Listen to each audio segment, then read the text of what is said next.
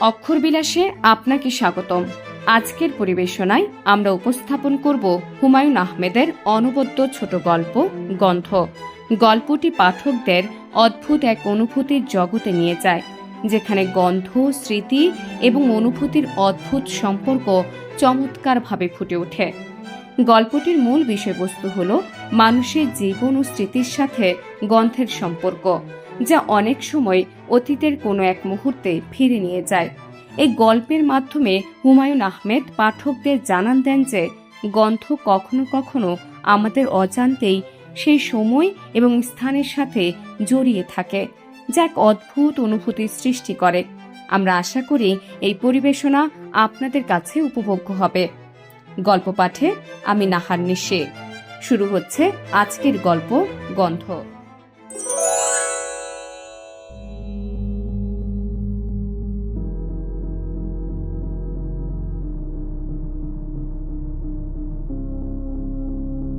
আব্দুল করিম বৃহস্পতিবার সন্ধে 7টার দিকে মোটামুটি নিশ্চিত হয়ে গেল রাত শেষ হলেই তার ফাঁসি হবে। ফাঁসিগুলো সাধারণত ফজরের আজানের আগে আগে হয়। ফাঁসি হয়ে যাবার পর জল্লাদ অজু করে ফজরের নামাজ পড়ে। সেই হিসেবে আব্দুল করিমের হাতে 10 ঘন্টা সময় আছে। জেলার নিজে এসেছেন, সেলের বাইরে দাঁড়িয়ে আছেন, তার হাতে সিগারেট। তিনি নার্ভাস ভঙ্গিতে সিগারেটে টান দিচ্ছেন। তিনি সরাসরি করিমের চোখের দিকে তাকাচ্ছেনও না। তিনি করিমকে ডাকলেন।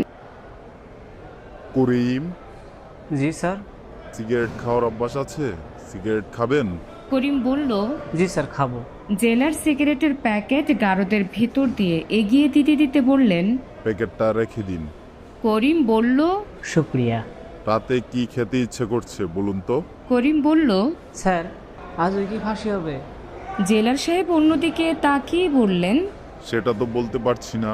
করিম বলল, কি খেতে চাই জানতে চাচ্ছেন, এই জন্য জিজ্ঞাসা করছি। জেলার নিজেকে সামলাতে সামলাতে বললেন, আমার স্ত্রী মাঝে মাঝে যাদের ফাঁসির হুকুম হয়েছে তাদের কিছু খাওয়াতে ইচ্ছে করে, এই জন্যই জিজ্ঞেস করছি। আলু ভাজি খেতে ইচ্ছে করছে। শুধু আলু ভাজি? জি স্যার, আলু ভাজির সঙ্গে শুকনো মরিচ ভাজি আর 2 চা চামচ গাওয়া ঘি, মাছ মাংস কিচ্ছু না। সম্ভব হলে ডিমওয়ালা শিং মাছের ঝোল। অবশ্যই সম্ভব হবে, কেন সম্ভব হবে না? কাউকে কিছু বলতে হবে, কাউকে কিছু জানাতে হবে? আমাকে বলতে পারেন, আমি অবশ্যই জানাবো। কাউকে কিছু জানাতে হবে না স্যার, আপনার অনেক মেহরবানি। রাত 9টার মধ্যে খাবার চলে আসবে। শুক্রিয়া। জেলার সাহেব চলে গেছেন। সিগারেটের প্যাকেট হাতে আব্দুল করিম মেঝেতে পাতা কম্বলের বিছানায় পা ছড়িয়ে বসে আছে। সিগারেট সে এখনো ধরায়নি, তার সঙ্গে দিয়াশালাই নেই। ফাঁসির সেলের কয়েদিদের দিয়াশালায় লাইটার রাখতে হয় না, তবে সিগারেট ধরানো কোনো বিষয় না, গার্ডকে বললেই ধরিয়ে দেয়। প্যাকেটে সিগারেট আছে 18টা। 10 ঘন্টার জন্য 18টা সিগারেট, ঘন্টায় 2টো করে সিগারেট খাওয়া যাবে। করিম বিছানা থেকে উঠে গারদ ধরে দাঁড়ালো। গার্ড সঙ্গে সঙ্গে উপস্থিত। ফাঁসির আসামিকে শেষ সময় গার্ডরা যথেষ্ট মায়া মমতা দেখায়। করিম বলল, একটা সিগারেট ধরাবো? গার্ডের কাছে লাইটার ছিল না। সে দৌড়ে কোত্থেকে লাইটার নিয়ে এলো। করিম বলল, বাংলা কি মাস জানেন? অগ্রহায়ণ মাস। করিম সিগারেটে টান দিল। গ্রামের দিকে অগ্রহায়ণ মাসে তীব্র শীত পড়ে। কাঁথায় মানে না এমন শীত, অথচ ঢাকা শহরে শীত নেই। জেলখানায় শীত আরও কম। 1.5 বছরের উপরে সে জেল হাজতে আছে। শীতকাল বলে যে একটা ঋতু আছে বুঝতেই পারেনি। জেলখানায় একটাই ঋতু, গরমকাল। গার্ড বলল, পান খাবেন? একটা পান এনে দেই? করিম বলল, এখন পান খাবো না, ভাত খাওয়ার পর একটা পান খাবো। গার্ড বলল, কোনো চিন্তা নাই, জর্দা দিয়ে ডাবল পান এনে দিব। করিম বলল, শুক্রিয়া। শুক্রিয়া বলা সে শিখেছে যমুনার কাছ থেকে। মুন্সি মাওলানারা কথায় কথায় শুক্রিয়া বলে। তার স্ত্রী যমুনা কোনো মুন্সি মাওলানা বা মাওলানা ঘরের মেয়েও না। কার কাছ থেকে সে শুক্রিয়া বলা শিখেছিল কে জানে। একদিন করিম জিজ্ঞাসা করেছিল।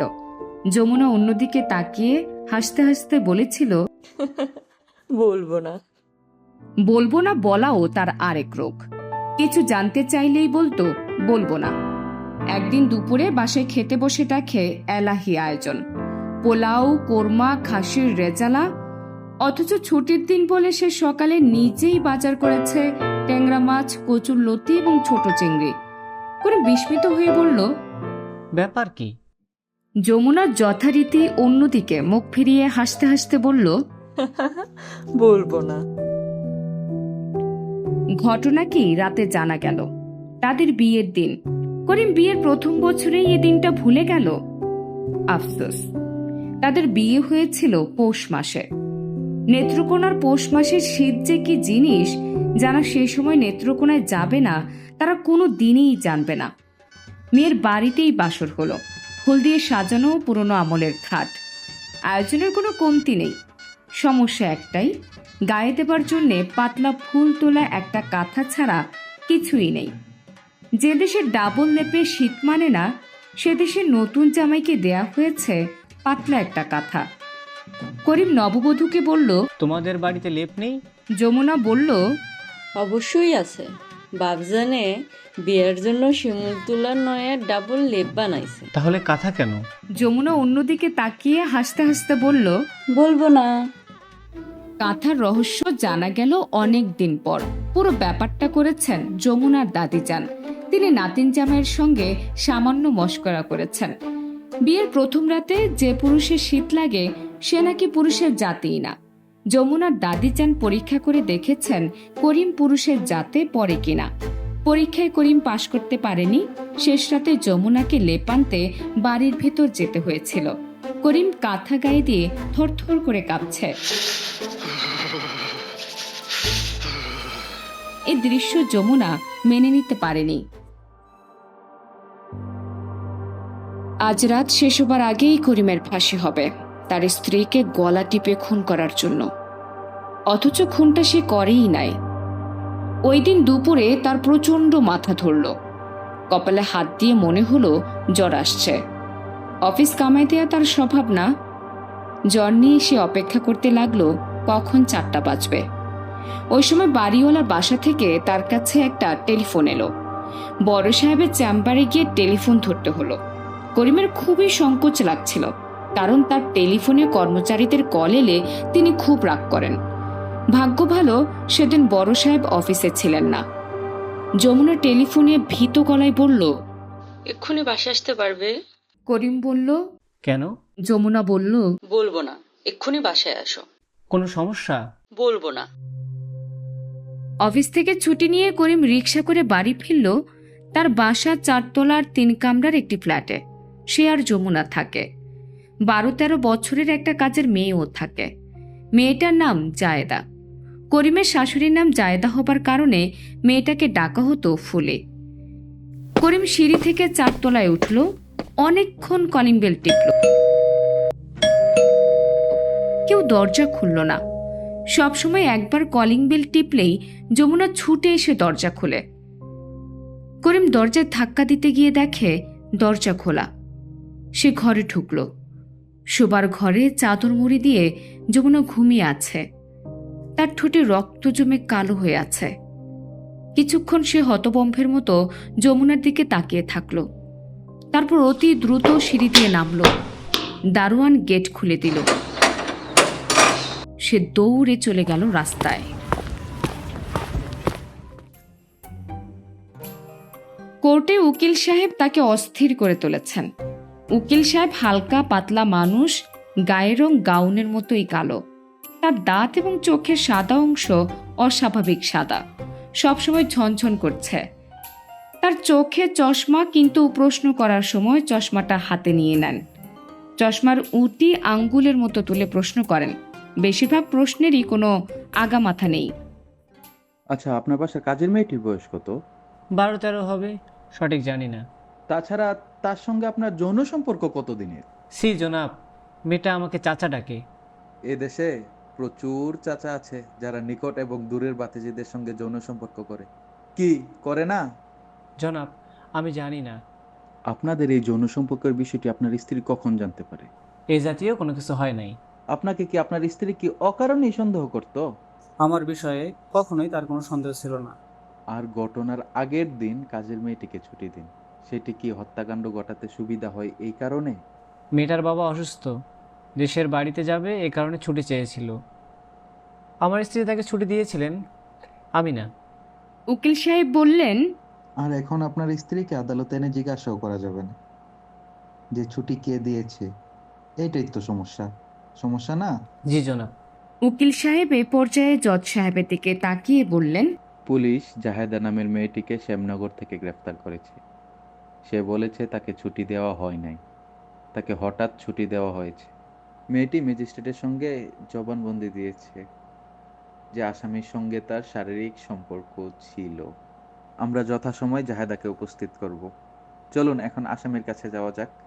আপনি কি বলতে চাচ্ছেন? আপনি ঘরে ঢুকে দেখেন আপনার স্ত্রী খুন হয়েছে? জি। এত বড় একটা ঘটনা ঘটানোর পর আপনার কি উচিত ছিল না আপনার প্রতিবেশীদের জানানো? তা না করে আপনি রাত 3টায় পালিয়ে গেলেন, আর পুলিশ আপনাকে গ্রেফতার করেছে কমলাপুর রেলওয়ে স্টেশন থেকে। এটা কি সত্যি? জি সত্যি। তখন আপনার হাতে রক্তের দাগ ছিল, এটাও কি সত্যি? জি সত্যি। যমুনার ঠোঁটে রক্ত ছিল, সেই রক্ত হাতে লেগে গিয়েছিল। তাছাড়া আপনার বাসা থেকে কোনো কিছু খোয়া যায়নি, এটাও তো সত্যি। জি সত্যি। তাহলে আমরা ধরে নিতে পারি ডাকাতের উদ্দেশ্যে এই হত্যাকাণ্ড ঘটানো হয়নি। আমার যুক্তি কি ঠিক আছে? জি। আপনার স্ত্রী যমুনার পোস্টমর্টম হয়েছে, হত্যার আগে তাকে ধর্ষণ করা হয়েছিল এরকম আলামত আমরা পাইনি। হত্যাকারী টাকা পয়সার লোভেও তাকে হত্যা করেনি, আবার দর্শনের জন্য হত্যা করেনি। তার মোটিভ ছিল সম্পূর্ণ আলাদা। যাই হোক, হত্যাকাণ্ড ঘটনার পর আপনি কমলাপুর রেল স্টেশনে বসেছিলেন কেন? জানি না। কেন জানবেন না? আপনার পকেটে বাহাদুরাবাদ ঘাটের একটি টিকিট পাওয়া গেছে। টিকিটটি কাটা হয়েছে ময়মনসিংহ পর্যন্ত। আমি কি ভুল বলেছি? জি না জনাব। তাহলে ময়মনসিংহের টিকিট কেন কেটেছিলেন?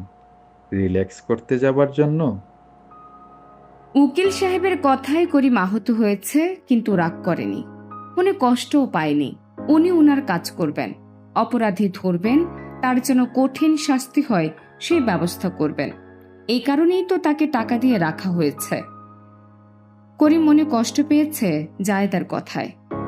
মেয়েটারে এত স্নেহ করতেন, মা ডাকতেন, এ নিয়ে যমুনা রাগ করত। কাজের মেয়েকে মা ডাকো কেন? নাম ধরে ডাকো। বেশি আদর করলে এরা মাথায় ওঠে। বাচ্চা মেয়ে কত কাজ করে, মেয়েটাকে স্নেহ করি। সেই মেয়ে এজলাসে উঠে এটা কি করলো? লজ্জায় করিমের মাথা কাটা যাওয়ার মতো অবস্থা। তুমি ওনাকে চেনো? চিনি। ওনার নাম বলো তো। আব্দুল করিম। তুমি ওনাদের বাসায় কতদিন ধরে আছো? 1 বছর। আর তোমাকে নিয়ে ওনাদের স্বামী স্ত্রীদের মধ্যে ঝগড়া হতো? হ্যাঁ। হ্যাঁ না, পরিষ্কার করে বলো। প্রায় ঝগড়া হতো। হ্যাঁ হইতো। আচ্ছা, ওনার স্ত্রী কি সন্দেহ করতো যে ওনার সঙ্গে তোমার খারাপ সম্পর্ক আছে? হ্যাঁ। করিমের উকিল এই পর্যায়ে বললেন, ইউর অনার, জেরা ঠিক হচ্ছে না, কিন্তু সাক্ষীর মুখে তুলে দেওয়া হচ্ছে। তার উত্তর উকিল সাহেব বললেন, কিছু কিছু কথা মুখে তুলে দিতে হবে। বাচ্চা একটা মেয়ে, নিজ থেকে গড় করে নোংরা কথা বলতে পারবে না। করিমের ইচ্ছা করছিল মেয়েটাকে বলে, মাগো এই মিথ্যা কথাগুলো তুমি কেন বলছো? জিজ্ঞাসা করা হয়নি, লজ্জাতেই জিজ্ঞাসা করতে পারেনি। মেয়েটার মিথ্যা কথা বলার একটা কারণ করিম অনেক পরে বের করেছে। মেয়েটার ধারণা করিম যমুনাকে খুন করেছে। মেয়েটা চাচ্ছে করিমের কঠিন শাস্তি হোক। রাত 9টা, জেলার সাহেবের বাসা থেকে টিফিন ক্যারিয়ারে করে খাবার এসেছে। করিম যা যা বলেছে সবই এসেছে। আলু ভাজি, ডিমওয়ালা শিং মাছ তার পছন্দের খাবার তা কিন্তু না, যমুনার পছন্দের খাবার। সে তাকে বলেছে বেহেশতে সে আল্লাহ পাকের কাছে এই খাবারই 2 বেলা খেতে চাইবে। করিম বলেছিল, বেহেশতে তুমি আলু ভাজি পেতে পারো, শিং মাছের ঝোল পাবে না। যমুনা বলল, কেন পাবো না? করিম বলল, শিং মাছের প্রাণ আছে, শিং মাছের ঝোল রাখতে হলে শিং মাছের প্রাণ নষ্ট করতে হবে। বেহেশতের মতো কোনো জায়গায় কোনো প্রাণ নষ্ট করা যাবে না। তোমাকে কে বলেছে? কেউ বলেনি, আমি চিন্তা করে বের করেছি। যমুনা মুগ্ধ গলায় বলল, আমার কেন জানি মনে হচ্ছে তোমার কথা ঠিক। কাজেই শিং মাছ যা খাবার আমি এ দুনিয়াতেই খেয়ে যাব। সপ্তাহে একদিন অবশ্যই আমার জন্য শিং মাছ কিনে আনবে। গার্ড জর্দা দিয়ে পান নিয়ে এসেছে। পানটা খেতে করিমের খুব ভালো লাগলো। সে নিজে একটা সিগারেট ধরালো, সাথে গার্ডকে একটা দিল। গার্ড বলল, ভাই সাহেব, মনে সাহস রাখবেন। করিম বলল, রাখবো, সাহস রাখার চেষ্টা করব। পারবো কি না জানি না। আচ্ছা ভাই, আমাকে যে ফাঁসি দেবে তার নাম কি? গার্ড বলল, 2 ভাই আছে, যাবজ্জীবন হয়েছে, তারাই ফাঁসি দেয়। এক ভাইয়ের নাম রমজান, আর এক ভাইয়ের নাম আলী। 2 ভাই এখানে আছে, কে ফাঁসি দিবে জানি না।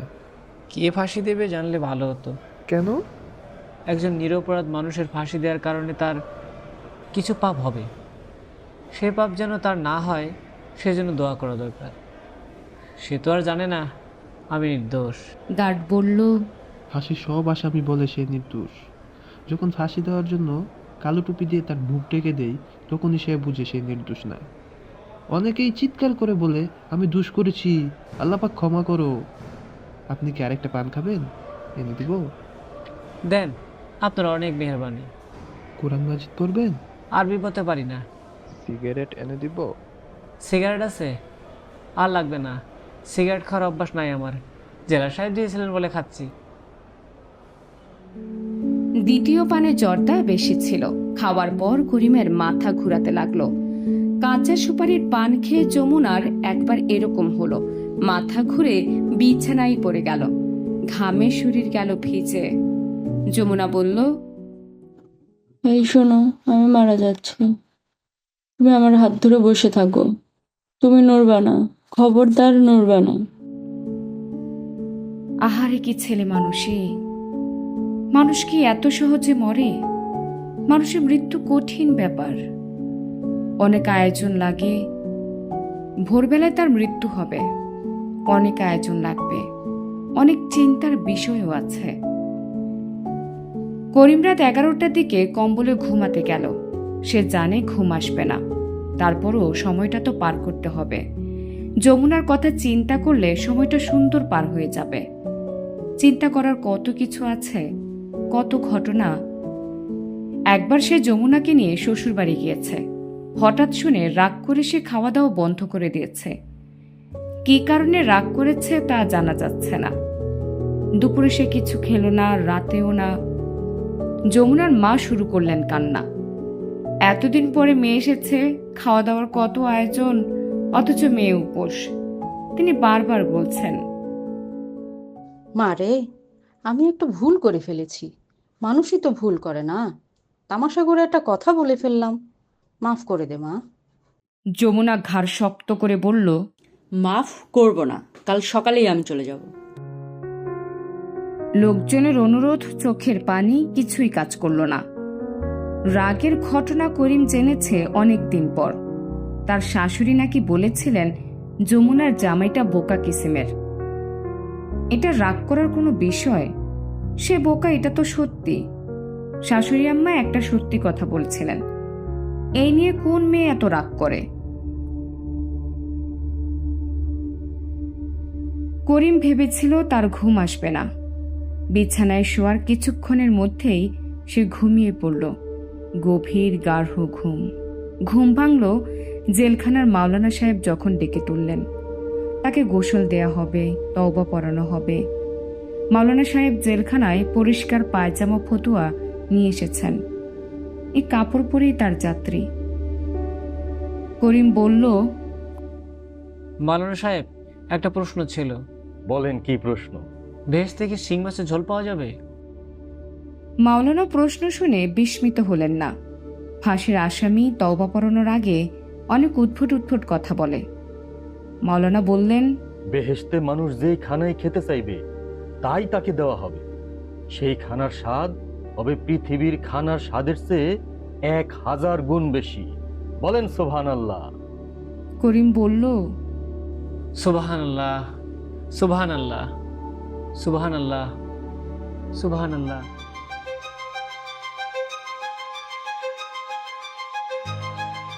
করিমকে ফাঁসির মঞ্চের দিকে নিয়ে যাওয়া হচ্ছে। দুজন পুলিশ দুদিক থেকে তাকে ধরে রেখেছে। তার হাত পেছনের দিকে বাঁধা। তার কোনো প্রয়োজন ছিল না। করিম কোনো হইচই করছে না। অনেকেই ছুটে পালিয়ে যেতে চায়। জেলার সাহেব তার সঙ্গে সঙ্গে হাঁটছেন। করিম তার দিকে তাকিয়ে বলল, স্যার, আমার যে ফাঁসি দেবে তার নামটা কি বলবেন? কি হবে নাম জেনে? কৌতূহল, আর কিছু না। তার নাম রমজান, রমজান মিয়া। নামটা বলার জন্য স্যার শুক্রিয়া। করিমের মনে পড়ল তার ফ্ল্যাট বাড়ির দারোয়ানের নামও রমজান মিয়া। অতি বিনয়ী, বিশাল শরীর, সেই তুলনায় মাথাটা ছোট। কথা বলতো মাটির দিকে তাকিয়ে। হাতের বিড়ি অদ্ভুত কায়দায় লুকিয়ে ফেলত। সবার সঙ্গে দুই একটা কথা সে বলতোই। স্যার ভালো আছেন? কি বাজার করছেন? ইলিশ মাছ? দাম কত নিল? মাছ আর খাওয়া যাবে না, খানা খাদ্য দেশ থেকে উঠে যাইব, মাটি খায়া থাকতে হইব। করিম ভেবে পেল না এত মানুষ থাকতে মৃত্যুর আগে আগে রমজান মিয়ার কথা তার মনে পড়ছে কেন। কাঠের পাটাতনে করিমকে দাঁড় করানো হয়েছে। মচমচ শব্দ হচ্ছে। শব্দটা অদ্ভুত লাগছে। কেন অদ্ভুত লাগছে এটাও সে বুঝতে পারছে না। করিমের মাথায় কালো টুপি পরিয়ে দেবার সঙ্গে সঙ্গে সে যমুনার রহস্য ভেদ করল। দারোয়ান রমজান মিয়া সবসময় তার সঙ্গে অনেক কথা বলে, কিন্তু যমুনার মৃত্যুর দিন পাগলের মতো ছুটে বের হচ্ছে। রমজান মিয়া গেট খুলে দিল, একটা কথাও বলল না। যমুনা বলছিল, এই শোনো, ফুলিকে আমি রাখবো না, বিদায় করে দেব। ও প্রায়ই দারোয়ানটার সঙ্গে গল্প করতে চায়। করিম বলেছিল, থাক না, রমজান মিয়াই তো দেশের বাইরে থেকে মায়াটারে আয়না দিছিল, তার আপনার লোক। ফুলি দারোয়ানের কাছ থেকে যখন ফিরে তখন তার গায়ে থাকে বিড়ির গন্ধ।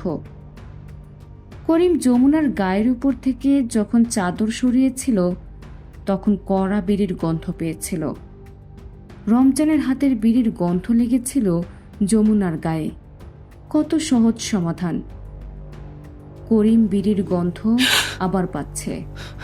সে প্রাণপণ চেষ্টা করছে যমুনার চুলের মিষ্টি গন্ধটা মনে করতে। মৃত্যুর সময় যমুনার চুলের মায়াবী গন্ধটা একবার যদি মনে করতে পারত। বিড়ির উৎকট গন্ধ সব এলোমেলো করে দিচ্ছে। জেলার সাহেব হাতের ইশারায় ফাঁসির কার্যকর করার সিগন্যাল দিলেন।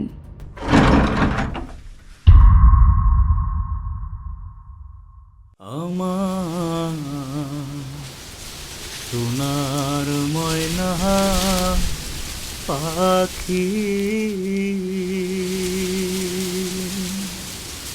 কুন্দুসে হেতে গেলা উইরা রে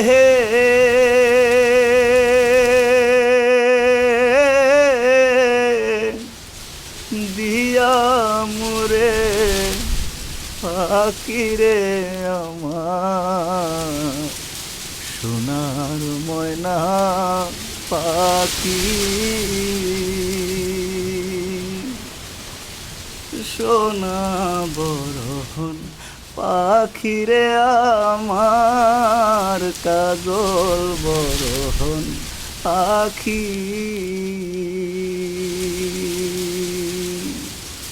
ও সোনা বরণ আমার কাজল বরহন আখি দিবানিশি মন সায়রে হে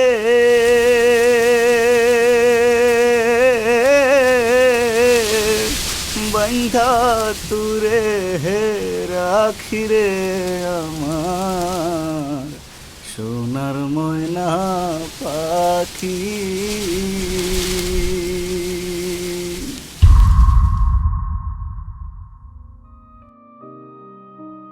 এতক্ষণ শুনলেন হুমায়ুন আহমেদের লেখা ছোট গল্প গন্ধ। রচনা হুমায়ুন আহমেদ।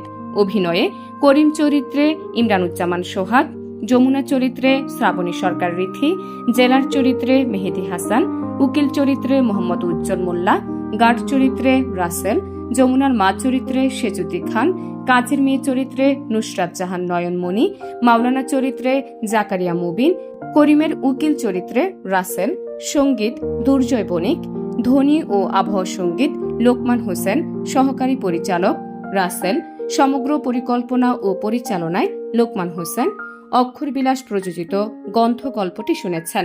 পরবর্তী পর্বে আবারও নতুন গল্প শুনতে চ্যানেলটি সাবস্ক্রাইব এবং লাইক দিয়ে অক্ষরবিলাসের সাথে থাকুন।